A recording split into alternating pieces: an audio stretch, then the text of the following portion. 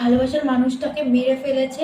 আমি সকালে উঠে দেখছি আমাদের এই বারান্দাতে মানে এরকম ফোঁটা ফোঁটা রক্ত পড়ে রয়েছে। কে এখান দিয়ে সাদা কাপড় পরে হেঁটে যাচ্ছে, এইখানে নাকের এখানে, তারপর কপালের এখানে এরকম না। আমি ঘুম থেকে উঠে দেখছি যে কেউ একটা খুবলে নিয়েছে মাংসের মতো।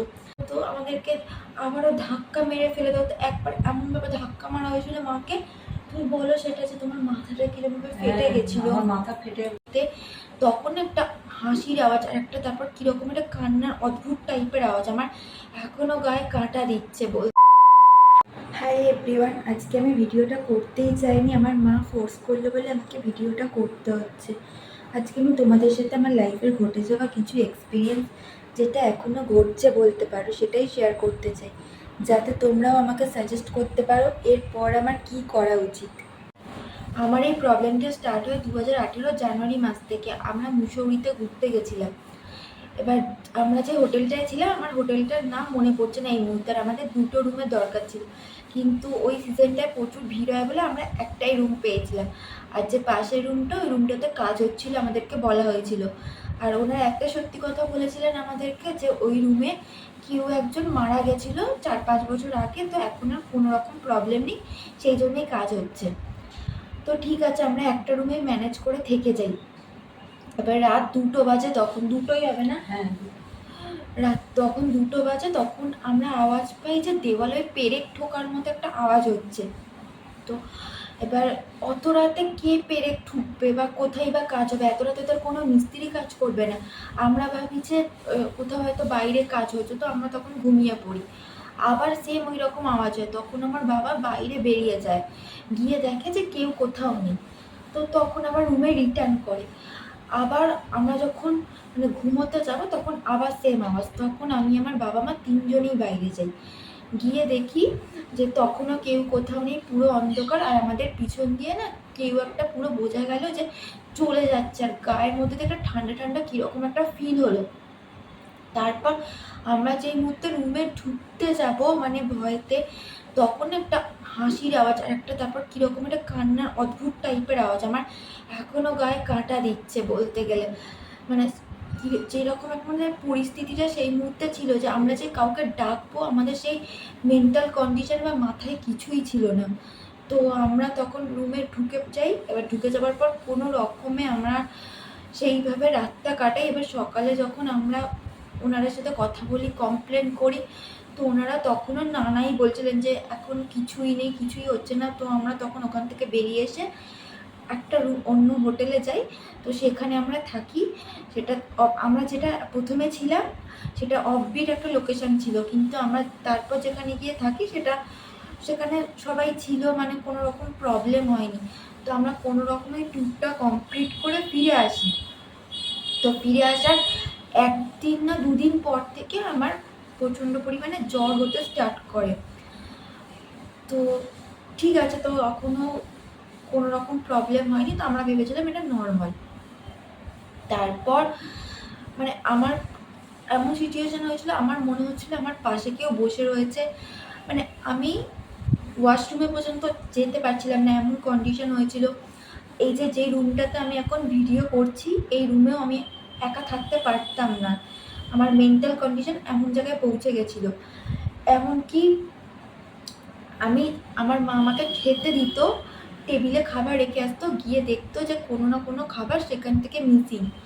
কিন্তু আমাদের বাড়িতে এমন কেউ ছিল না যে গিয়ে ওখানে খাবার খেয়ে নেবে বলে। তো তাও কী বলবো, মানে সেখান থেকেও আমরা পুজো করে আমরা ঝাড়িয়ে করে তাও ঠিক হয়েছিল কিছুদিন। তারপর আবার সেই সেম প্রবলেমটা আমার মধ্যে ফিরে আসে। আমি দেখি রাত হলে আমাদের বাড়িটা অনেক পুরনো, এখন যেরকম রং করা তখন এরকম রং করা ছিল না। তখন সেই যেরকম পুরোনো দিনের বাড়ি হয় সেরকম বাড়িটা ছিল, রং চটা এরকম। মানে তখন আমরা ছাদেও আওয়াজ পেতাম কেউ নুপুর পরে হেঁটে যাচ্ছে। তারপর রান্নাঘরে যে বাসনগুলো আমাদের থাকতো, আমাদের তখন জয়েন্ট ফ্যামিলি ছিল, তো একটা গামলার মধ্যে সব বাসনগুলো থাকতো। সেই বাসনগুলো রাত্রিবেলা পড়ছে, মানে কেউ ফেলে দিচ্ছে ধাক্কা মেরে রীতিমতো। কেউ আমাদের এই মানে ব্যালকনি দিয়ে হেঁটে চলে যাচ্ছে, আমরা ফিল করছি, মানে যখন বেরোচ্ছি তখন পুরো মনে হচ্ছে যে আমাদের কেউ ধাক্কা মেরে এরকম সরিয়ে দিচ্ছে। তো তারপর তো এইভাবেই গেল। তারপর যখন আমরা ঘুম থেকে উঠতাম আমাদের এইখানটা পুরো আঁচড়ের দাগ থাকতো, পুরো হচ্ছে রক্তে লাল হয়ে থাকতো। তারপর এই হাতে, আমার মায়ের মুখে হতো, পিঠের হতো, আমার বাবারও সেম প্রবলেম হচ্ছিলো এরকমভাবে গলা টিপে ধরতো, মানে বুঝতে পারতাম যে কেউ গলা টিপে ধরছে, আমি ছাড়াবার চেষ্টা করতাম কিন্তু ছাড়তো না। একদিন এমন হয়েছিল যে আমি শ্বাস আটকে গেছিলো আমার। তারপর মানে আমার নিজের মধ্যে এমন কিছু হয়ে গেছিলো না, যেটা মা আমাকে বলেছে, সেটা কারণ আমি মানে আমার তো ওইগুলোর মনে থাকে না, মানে আমি টেবিলটাকে না এক হাতে উল্টে দিতাম, তারপর এক হাতে আমি এরকমভাবে খাটটাকে তুলেছিলাম, তারপর আমি বালিশ ফালিশ সব ছুঁড়ে ফেলে দিতাম, আমি খালি বলতাম যে আমাকে ওকে এনে দাও, ওরা আমার ভালোবাসার মানুষটাকে মেরে ফেলেছে, আমি যেরকম করে ওদের শাস্তি চাই, নাহলে আমি এখান থেকে কিছুতেই যাব না। তারপর তো মসজিদে গিয়ে ঝাড়ফুঁক করে তারপর বাড়িতে এনে সব কিছু করে মাদুলি বাদুলি পরিয়ে তারপর ওগুলো ঠিক হয়েছে। তারপরে আমরা যে পাড়াতে থাকি তার পাশের পাড়াতেই হচ্ছে কবরস্থান। এখন তো তাও অনেক ঠিক হয়ে গেছে, ওখানে এখন মা কালী, মহাদেব আর বজরংবলীর মন্দির আছে, কিন্তু সেই মুহূর্তে সেখানে কিছুই ছিল না, সেখানে শুধু কবরস্থান ছিল আর বাঁশবাগান ছিল আর পুরোই অন্ধকার ছিল। কিন্তু আমাদেরকে যখন যেতে হতো ওই একটাই রাস্তা যাওয়া আসা করার জন্য, আর আমার রাস এতটাই হালকা যে আমি যেখানেই যেতাম আমার সেটা প্রথমেই আমার ওপরে এফেক্ট করতো। আমার মা গেলেও কিন্তু মা বাবার ওপর কোনো প্রবলেম হতো না। তো আমি বাড়ি আসার পর ফিল করছিলাম যে আমার প্রচণ্ড ঠান্ডা লাগছে এই গরমের মধ্যেও, আর তারপর জ্বর আসছিল, আমাকে ডক্টর দেখানো হয়, আমাকে জ্বরের মেডিসিন দেওয়া হয়, আমার কোনো কিছুতেই জ্বর কমছিল না। তো তারপরও আমি সেই মুহূর্তেও ফিল করছিলাম যে আমার পাশ দিয়ে কিছু একটা চলে যাচ্ছে। আমার তখন কিন্তু আমার মাও সেটা বুঝতে পেরেছে, কারণ আমার মা নিজেও একবার দেখেছিল কাউকে যেরকম সাদা কাপড় পরে চলে যেতে।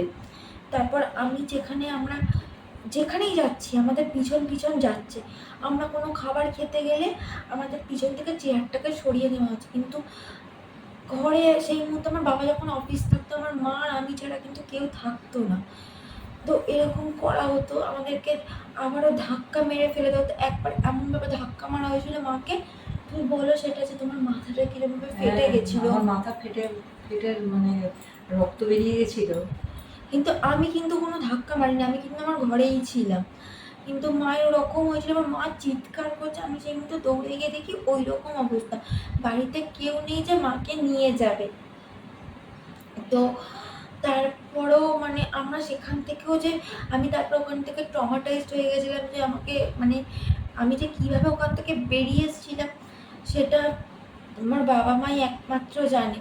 তো তারপরেও আমার শ্বশুরমশাই যখন মারা গেল, শাশুড়ি মা ওই ঘরে একা থাকতো, আমরা গ্লাসে জল দিয়ে আসতাম, পরের দিন গিয়ে দেখতাম জলের গ্লাস সব উল্টে পড়ে রয়েছে, তারপরে জামা কাপড় সব ওলট পালট হয়ে রয়েছে।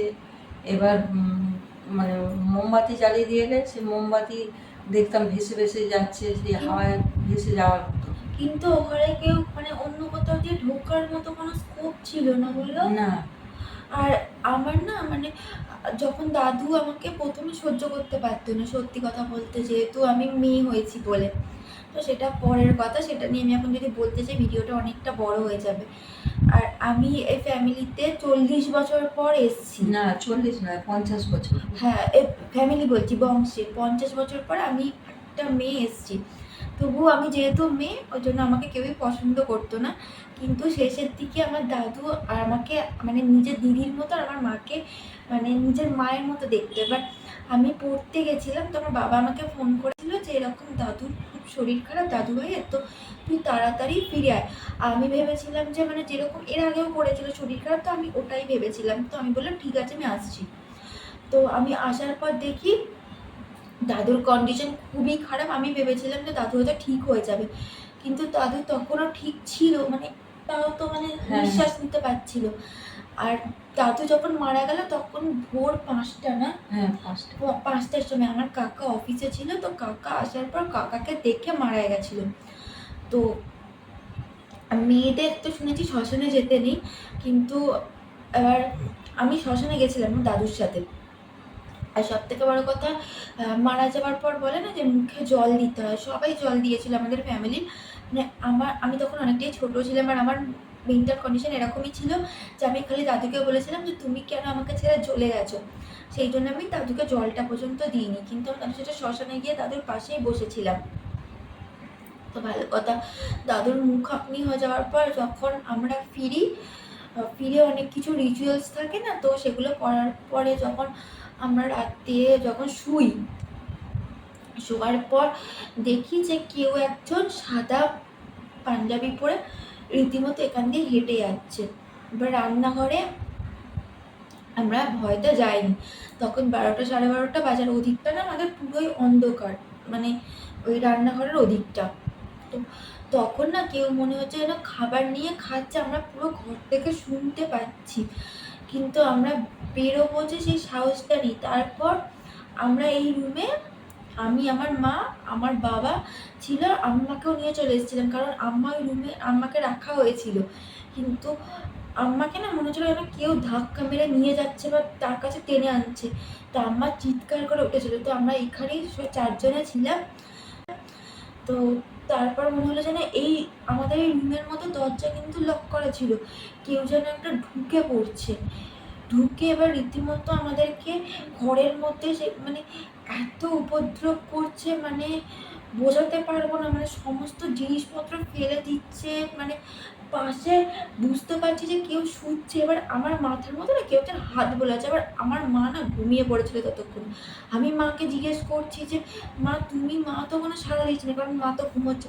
ঘুরে দেখি আমার মা ওইদিকে পাশ ফিরে শুয়ে, আর আমার আম্মা এদিকে পাশ ফিরে, আমি মিডিলে শুয়েছিলাম।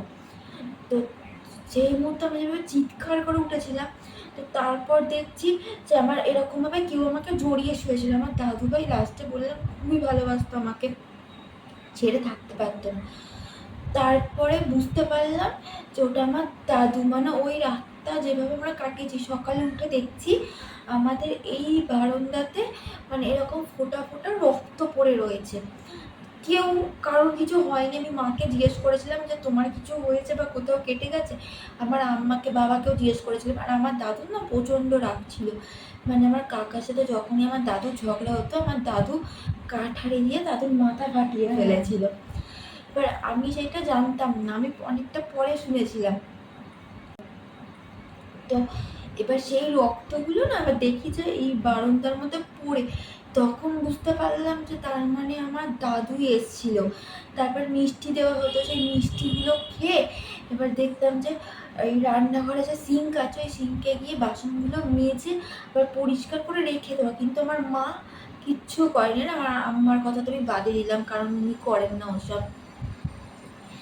তো এটা তো একটা গেল। তারপরে এই পরিস্থিতি থেকেও আমাদের বেরোতে বেরোতে মিনিমাম 1 মাস লেগে গেছিলো। তারপর আমার দিদা যখন মারা যায়, তো দিদা তো দাদুর অনেকটা বছর, 6 বছর পরে যেন মারা। হ্যাঁ, আমার দাদু যখন মারা গেছে, সব থেকে একটা বড় কথা, আমার দাদা মানে জেঠুর ছেলে, তো ওর মামার বাড়ির দাদু, তারপরের দিন মানে ওরা খুব ভালো বন্ধু ছিল, পরের দিনই তো মারা গেছিলো।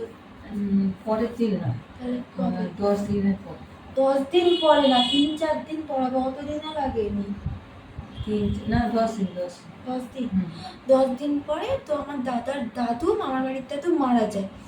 তারপরে আমার ভাইয়ের দাদুও মারা যায়, মানে কি অদ্ভুতভাবে। ওর কদিন পর, ওরও 10 দিন পর, মানে এরকম পুরো 10 দিন পরে মারা গেছে। মানে ব্যাপারটা পুরোই অদ্ভুত, আমরা নিজেরাই বুঝতে পারিনি, মানে এতটা টান যে আমার দাদু প্রথমে দাদার দাদুকে নিয়ে গেছিলো, মানে মামার বাড়ির দাদুকে, তো আর তারপর ভাইয়ের মামার বাড়ির দাদুকে নিয়ে গেছিলো।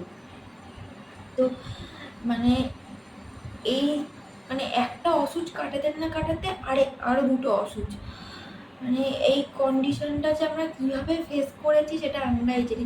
তারপর তো আমার দিদা মারা গেল, মানে যখন দাদু মারা গেছিলো তখন আমার এইচএসের 1 সপ্তাহ আগে হবে। হ্যাঁ, তখন আমাকে পড়তে যেতে হয়েছিল ওই অবস্থাতে, কিছু করারও ছিল না, কারণ আমাকে তো আমার রেজাল্টটাও ভালো করতে হবে, আর যেটা চলে গেছে সেটা তো আর আমি ফিরে পাবো না।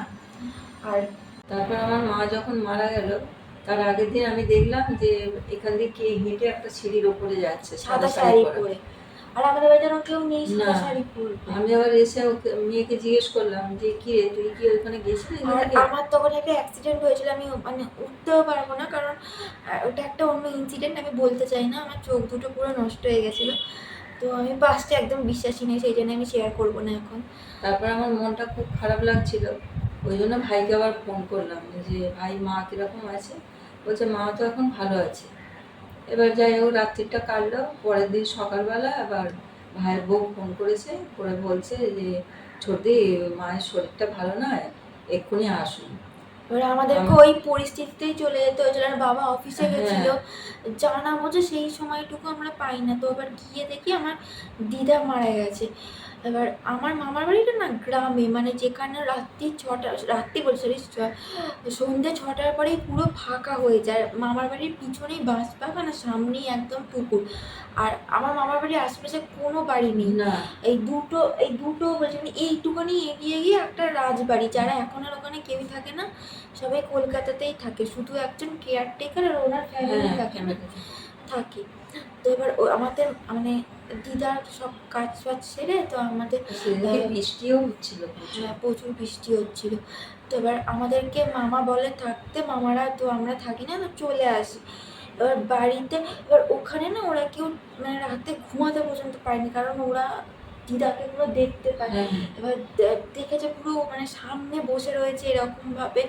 এবার দিদা হেঁটে যাচ্ছে, ওই পরিস্থিতিতে কি করে মানুষ ঘুমাবে। তো আমরা যেখানে বাড়িতে চলে আসি, কিন্তু আমরাও সেম দেখতে পাই, মানে আমাদের এবার দিদা না ছিল ওখানে, আমার মেজো মাসি ছিল ওখানে। তো আমরা যখন বাড়িতে আসি, এবার আস্তে আস্তে অনেকটা রাতও হয়েছে, তখন মানে 10টা সাড়ে 10টা কি 11টা 5 বড় মনে নেই এক্স্যাক্টলি টাইমটা।